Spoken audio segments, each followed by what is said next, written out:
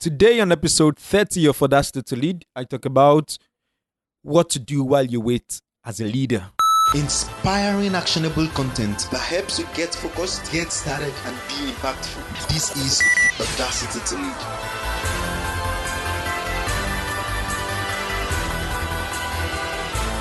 Hello and welcome to this episode of Audacity to Lead. My name is Dio Samuel, and this is the podcast where I give you the courage and necessary insight to lead with more influence. And of course, my goal is to help you get focused, get started, and be impactful with your leadership and with your life, your message, your passion, your business. Well, today I'm going to be sharing with you something that's been laid on my heart. While before now, I actually wanted to share with you on something about framework for influence, income, and impact. But this morning, while I was back at church, I'm actually recording this on a Sunday, something just came to my mind and this was laid on my heart, and I felt it's good I share it with you, especially with this period of time, with this season that we are in, especially considering the fact that this time around is a point where a lot of people might want to give up or give in to pressures and all of that. Well, I know for as many as are listening to me right now, for you listening to me right now, I know you have a vision. You have something that you're pursuing. You have something you want to live your life for. And you are actually ready to pursue it. You're ready to go after it full time. But then you are just not so sure about some of the decisions you want to make, some of the things you want to do. Oh, well, today I just want to talk to you about waiting. And actually, I titled this Leader While You Wait, Here's What to Do. So I just want to share with you a couple of things that over time have learned that when I'm waiting, this is what I can do. So let me begin by first letting you understand that for you have a vision, you're going after something. There's a waiting period, yes, that you have to hold on, that you have to, as in such times that you feel you don't have a perfect choice than to just wait. Well, what is waiting in itself? Waiting is actually a space in 2 points in time. Waiting is between here and there. For example, let me use an illustration. For a 6-year-old child, or for an 8-year-old child, the child being exposed to some things will be looking forward to getting to 18 years. Between 6 years, or let's say 10 years and 18 years, that's a space of time, and that's waiting. For you might have gone to school. Let's say you have gone to secondary school, you finish your secondary school. For you to get into university, that's some waiting period. Whether you're out of university and you're looking to get to go for NYSC, which is National Youth Service Corps, that's also a waiting period. For you that you have finished your NYSC and you're looking to get a job or to pursue your passion, that's also a waiting period. Maybe you are on a job and you're looking to move to the next level, whether you want to get out and pursue your entrepreneurial passions, that's also a waiting period. But of course, you can realize that every single person who's on the face of this earth waits for one thing or the other. In fact, one of the old statements made by one guy who lived in the east part of the earth that time called the land of Uz, by the name of Job, once said, he said, man born of woman is of few days and full of troubles or full of pressures. And later on he said something, he said, at least there's hope for a tree. If it is cut down, it will sprout again, and its new shoots will not fail. And something else that actually caught my attention is this. He said, its root may grow old in the ground and its stump die in the soil. Yet at the scent of water, it will bud and put forth shoots like a plant. Now, this actually, when I put some thoughts to this, when I was thinking about what this meant, which some of you might call meditation, I realized something. Let me repeat that again. It says, its root may grow old in the ground and its stump die in the soil. Yet at the scent of water, it will bud and put forth shoots like a plant. Now, it means that the while the tree being cut down is waiting, there's a waiting period for a tree to actually bud. It's a waiting period for it to bud. And the waiting period, you notice that from what that said, is that there's a stump in the ground. That means it wasn't completely uprooted. It means there's still a part of that tree that still has its foundation in the soil. And if water is introduced to it, it gives it hope, it gives it inspiration, it provides some direction, some new light for it to bud again, to sprout again. Well, that water is actually what I'm doing right now to you. I'm helping you get to realize that there's hope for you, there's inspiration. The waiting, or let's say water introduced to a waiting period, is actually the introduction of a new phase. So you don't have to give up on whatever it is you are doing or whatever it is you have done so far. And actually, looking back, I realized that there have been a lot of times that I have personally had to wait. For example, when I was still at my job, at my paid employment, I got to know like 6 months ahead of time that I was going to leave. But of course, I had to wait for a perfect time. Well, there was no perfect time anyway, even though I was laid off eventually. But of course, I still had to wait. And there's two concepts that actually came to my mind while looking at this statement made by this guy who lived in the eastern part of the earth called the land of Uz by the name of Job. Now, he says something. He says, at least there's hope for a tree. If it is cut down, will sprout again, and its new shoots will not fail. Its roots may grow old in the ground, and its stump die in the soil. Yet at the scent of water, it will bud and put forth shoots like a plant. That means that for a natural person, the life gives you hope. But I want to believe for a leader, for somebody who's leading, who's exerting influence over others, hope is meant to give you life. How do I mean? I said for a natural person, for a normal human mind, life gives you hope. But a leader, somebody who's driven by impact, influence, life doesn't just give you hope. Your hope brings life. And I think that's some thought that you may want to have in mind as I proceed. Well, there are about 1, 2, 3, 4, 5 parts to the process of waiting. Waiting is actually a process, actually. Waiting is a process, yes. And waiting actually consists of just 5 steps. And when I say 5 steps, I mean these are the things to do while you wait for that dream to come to pass, while you wait for that vision to come to pass. I know right now you may be listening to me and you are wondering, why am I saying this? Actually, I could have gone ahead and did the recording about developing framework for influence, income, and impact. But I just realized that this may be something for you listening to me right now. It may not be for every listener over the hundreds, the thousands of persons that listen to me. But I know you specifically, you need this right now. And that's why I'm sharing it with you. So here are the 5 steps. Here are the 5 steps in the process of waiting. First of all, and I'm going to use the letter P to explain all of them. Oh, interesting. Process and P. Okay, cool. That's awesome. So first step in this process is for you to prepare.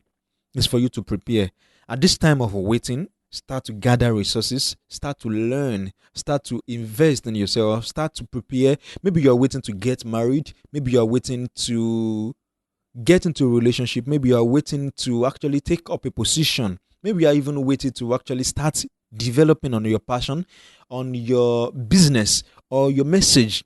There's a waiting period, yes, but there's also a process, and the process begins with preparation. Start preparing for that place that you are going. Start preparing. Second is for you to actually begin to pray.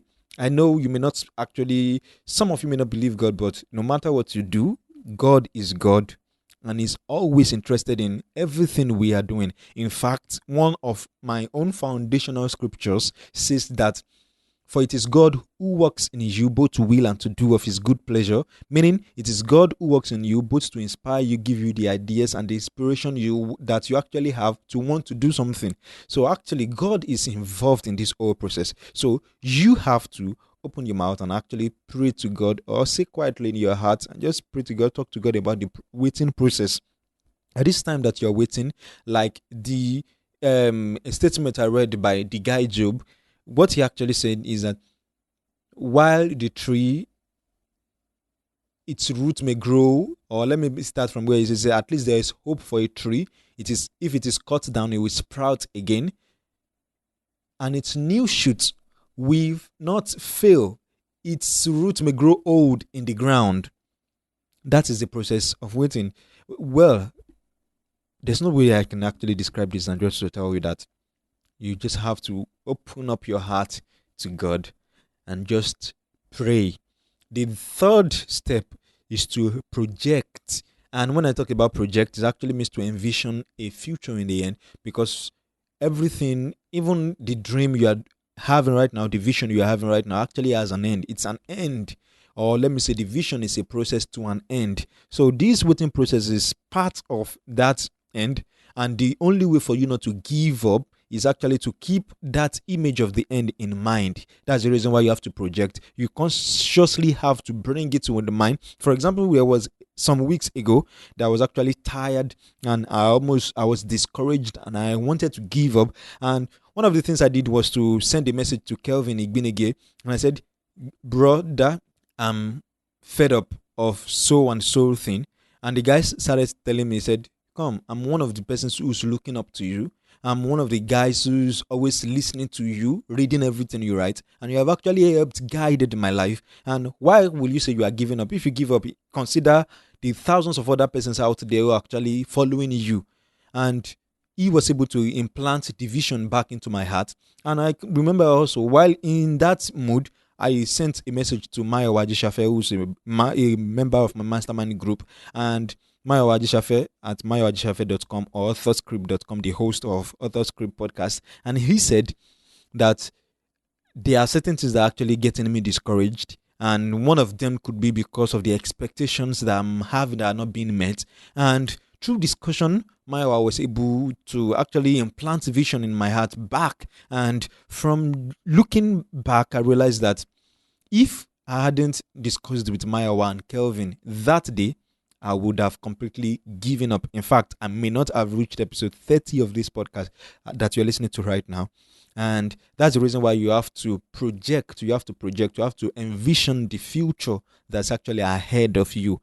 Well, like I said, I don't really know why I'm doing this, but because it's laid on my heart, I just decided to obey and to follow this right now. So you are listening to me right now. This is because of you. Fourth step is to actually proceed, to make the move. There's no reason why you should wait. In fact, one of the statements I read in, I think, Matthew chapter 20 by Jesus Christ, he said, why stand ye here idle? And the guys replied, because we have no one to employ us. And Jesus Christ told them that you don't have to wait for somebody to come and employ you. You can actually go out there and do something. That's the mindset I want you to carry from listening to this step right now, this fourth step, which is to proceed. Don't just sit down and wait and say, I'm sitting down here, I'm waiting for that time to come. You can actually do something while you're waiting. And that's the reason why the fourth step is to proceed. Make a move. In fact, make the necessary move. Do something. And the last step is to plant. And you might want to wonder that what does plant have to do with the process of waiting? Well, planting actually talks about sowing seeds towards where you are going. Sorry about that. It's about sowing seeds toward where you are going. There's always a price to be paid for whatever it is you do. John Maxwell once taught me, he said, leaders give up to go up. There's something in your hand that you can actually release, that you can actually give up. It could be in the form of paying for courses. It could be in the form of, like I said the other time, I said prepare, and I said one of the things to prepare is to actually start learning, start gathering resources, start gathering knowledge, start gathering insight, because that is what you're actually going to need by the time you get out of the waiting phase. So at this level of planting, this is where you begin to actually consciously invest, or let me say conscious investment. And this is where you actually start sowing seeds. It could be seeds of service, it could be seeds of gifts, it could be seeds of actions, it could be seeds of even money. whatever it is that you know that can help you move forward, that looks like, okay, let me put it this way. If you have to receive something, you have to open your hand to receive it. And if you have your hands closed, you will not be able to open your hand to receive what someone wants to give you. So let me say I want to put a $5,000 in your hand right now, a $5,000 bill in your hand right now, and you have, let's say, $500 in your hand right now. Now, if you don't open that $500 that is in your hand, you will not be able to receive the $5,000 that I want to put into your hands. So that's the idea of planting. You have to open up, release yourself, release what is in your hand so that you can move forward.